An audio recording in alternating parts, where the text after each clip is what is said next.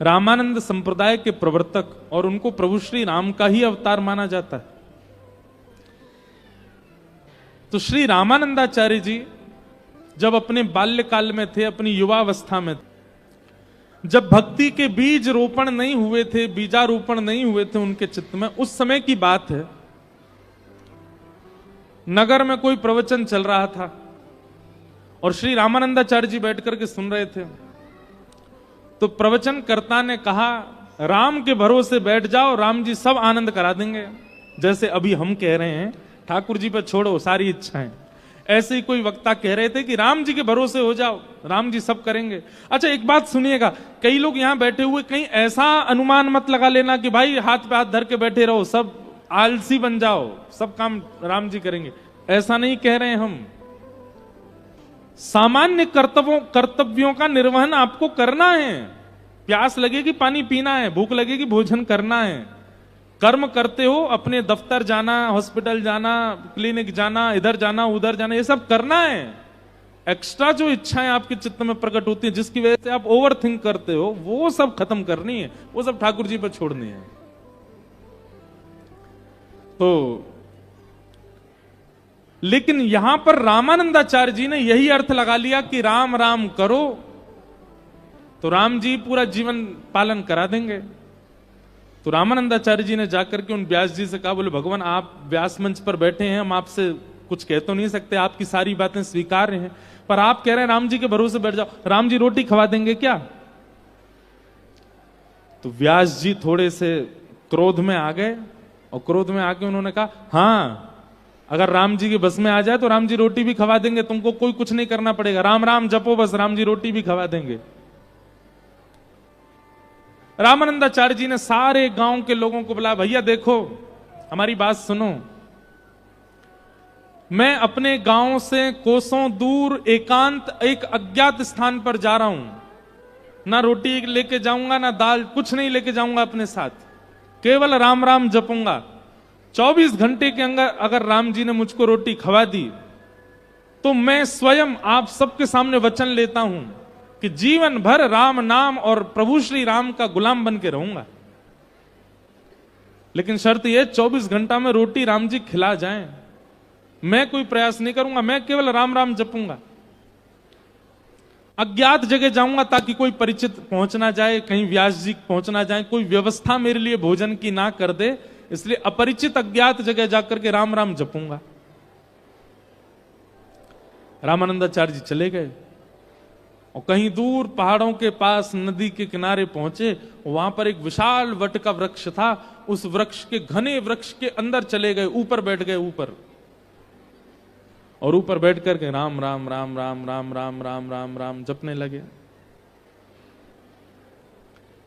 जपते जपते थोड़े ही घंटे बीते, इतने में ही कोई तीर्थ यात्री आए और तीर्थ यात्रियों ने आकर के नदी में स्नान किया। स्नान आदि करके अपना झोला वोला रखा था, झोला खोला, वस्त्रादि पहने दूसरे, और कहा भैया बहुत भूख लगी है, वो पिछले गांव से कुछ प्रसादी लेकर के आए, उसको पालें, यहीं पे फिर आगे चलेंगे। और उन तीर्थ यात्रियों ने प्रसाद खोला, उसमें पूड़ी सब्जी गुलाब जामुन आदि सब गांव के लोगों ने जो प्रसाद दिया वो सब था। प्रसाद खोल के सामने रखा ही था, इतने में ही एक डाकू आ गया, और डाकू अपनी सेना के साथ आया, आकर के बोला इन सबको बंदी बनाओ, इनके पास जो कुछ हो सब कुछ लूट ले चलो। वो बेचारे खा भी नहीं पाए, हाथ ऊपर करके खड़े हो गए। उनके झोला वोला देखे तो उसमें कुछ कपड़े, कुछ दक्षिणा, कुछ ग्रंथ किताब मिली। डाकुओं ने बोला सब हरण कर लो।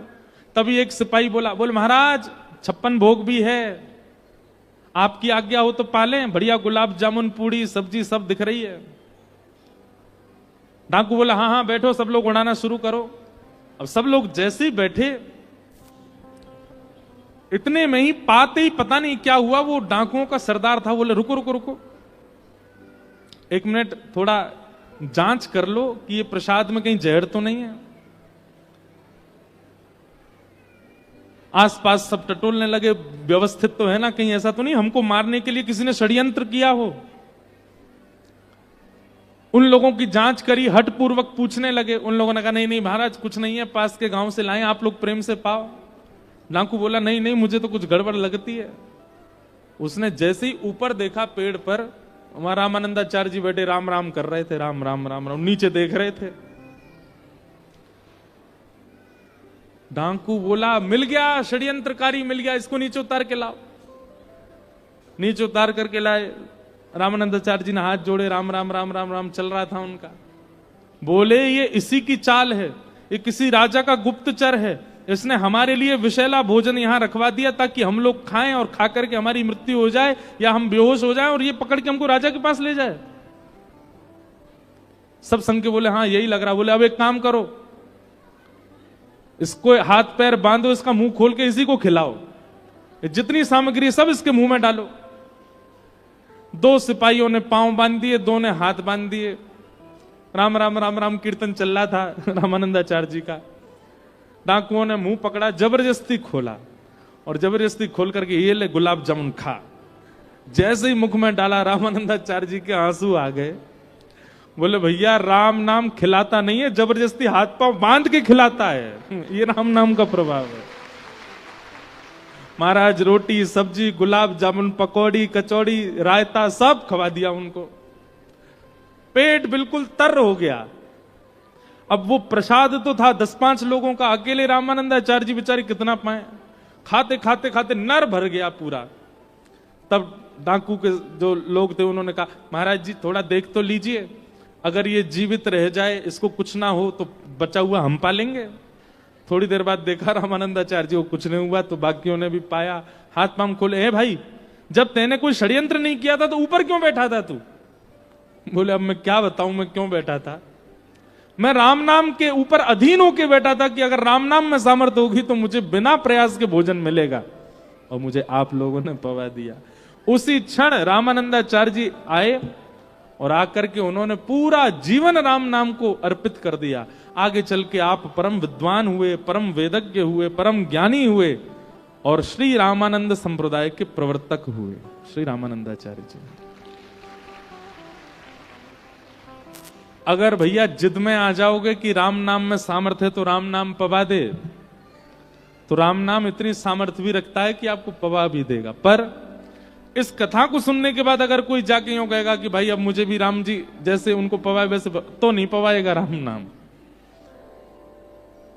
प्रेम हो आपके चित्त में, आपका स्वभाव मधुर हो ठाकुर जी के प्रति, आपने खूब समय व्यतीत किया है ठाकुर जी के भजन में, तो यह भी संभव है कि केवल नाम जप से आपका पोषण हो जाएगा। हम तो कहते हैं हमारा तो पोषण, हमारा तो आनंद, चाहे हम हवा में हवाई जहाज में घूम रहे हैं, चाहे हम ट्रेन में घूम रहे हैं, चाहे हम बड़ी गाड़ियों में घूम रहे हैं, चाहे हम झोंपड़ी में सो रहे हैं, चाहे हम महलों में रह रहे हैं, सब कथा की कृपा, केवल भगवान नाम की कृपा है। भगवान नाम और भगवत कथा का ये सामर्थ्य है।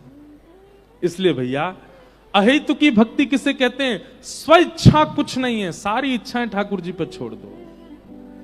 अहेतुक्य प्रतिहता ययात्मा संप्रसेदति।